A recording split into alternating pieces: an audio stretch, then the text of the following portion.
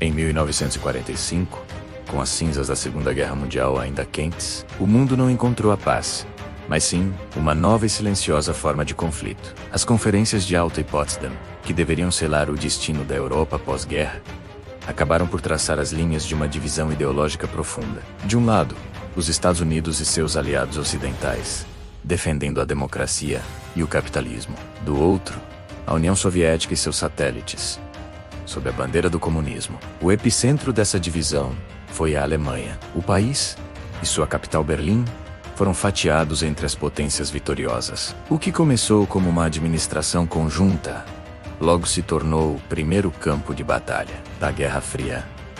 A tensão explodiu em 1948, com o bloqueio de Berlim.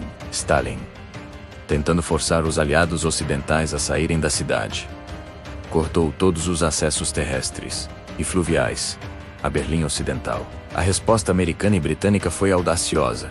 Uma gigantesca ponte aérea que, por quase um ano, abasteceu mais de 2 milhões de berlinenses com tudo, desde comida até carvão. Foi uma demonstração de poder e determinação que deixou claro que o Ocidente não cederia. A consequência direta foi a criação, em 1949, da OTAN, a Organização do Tratado do Atlântico Norte, uma aliança militar para a defesa mútua. A União Soviética responderia em 1955 com o Pacto de Varsóvia, formalizando o bloco militar do leste europeu. O mundo estava oficialmente dividido em dois. A guerra, que era fria na Europa, esquentou rapidamente na Ásia.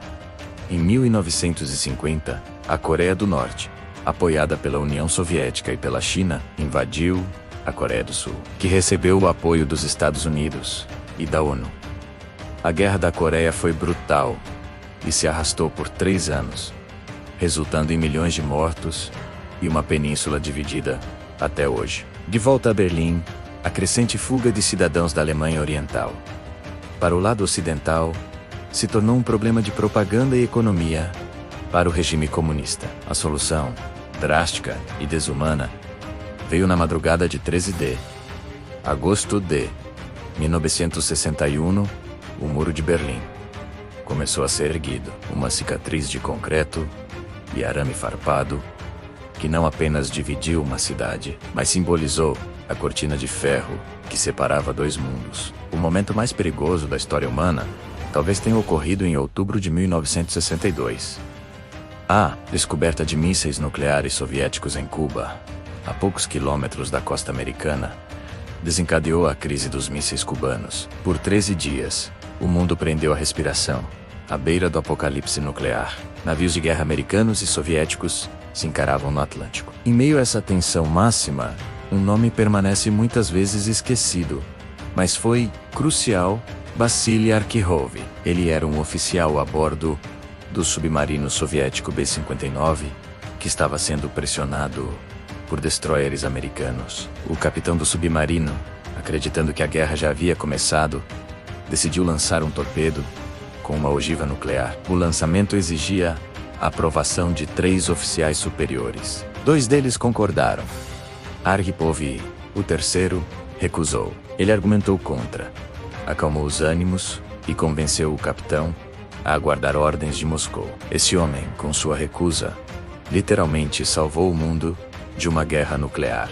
Enquanto a ameaça de destruição mútua pairava sobre a Terra, uma outra competição se desenrolava nos céus: a corrida espacial. A União Soviética saiu na frente, chocando o mundo em 1957 com o lançamento do Sputnik, o primeiro satélite artificial. Pouco depois, enviaram o primeiro ser vivo ao espaço, a cadela Laika, em uma missão sem retorno que emocionou e dividiu opiniões. Em outro feito soviético, Yuri Gagarin se tornou o primeiro ser humano a orbitar a Terra, declarando do alto: "A Terra é azul." A América, ferida em seu orgulho, respondeu com o programa Apollo. O presidente Kennedy prometeu levar um homem à Lua antes do fim da década. E em 20 de julho de 1969, Neil Armstrong deu um pequeno passo para o homem. um salto gigante para a humanidade. Ao pisar na superfície lunar, com a missão Apollo 11, nas sombras, longe dos holofotes da corrida espacial, outra guerra era travada.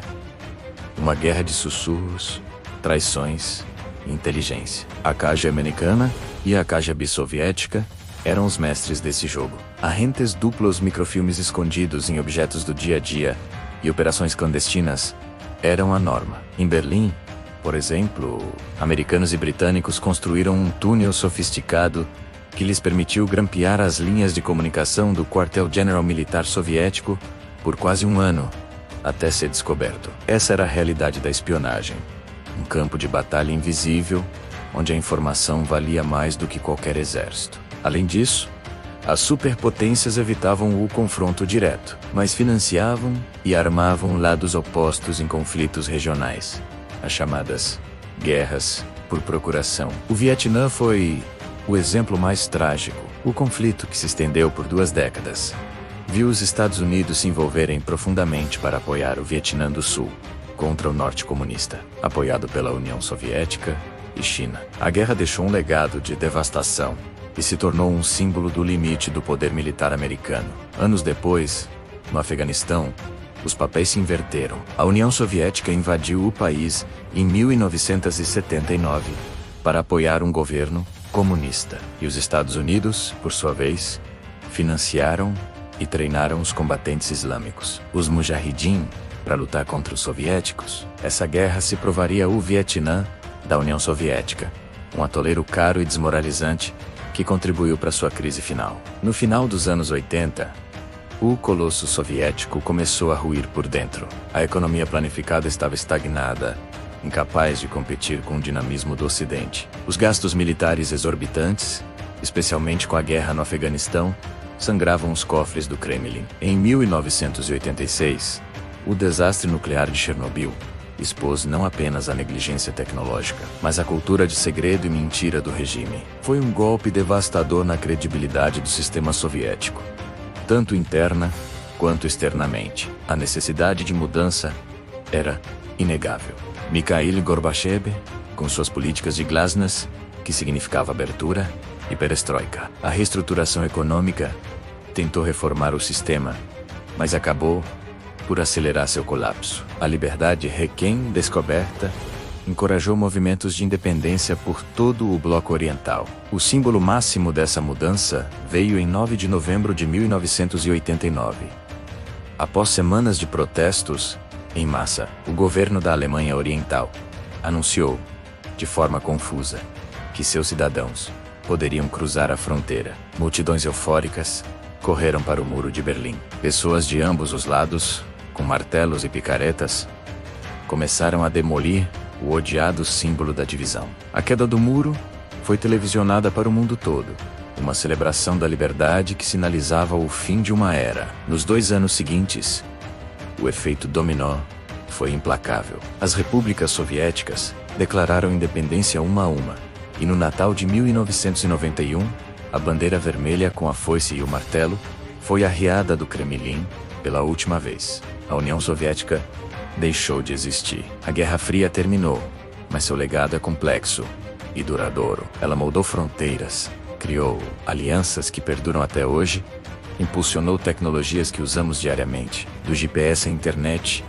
e deixou um arsenal nuclear capaz de destruir o planeta várias vezes. As histórias, os heróis anônimos, como Vassily Aripov, e as milhões de vidas afetadas por essa disputa ideológica global, não devem ser esquecidas. Elas nos servem como um lembrete constante do quão perto a humanidade chegou da autodestruição e da importância do diálogo e da diplomacia em um mundo ainda repleto de divisões. Obrigado por assistir. Se você gostou de mergulhar nesta história fascinante, não se esqueça de curtir o vídeo, se inscrever no canal e ativar as notificações para não perder nossos próximos documentários. Até a próxima!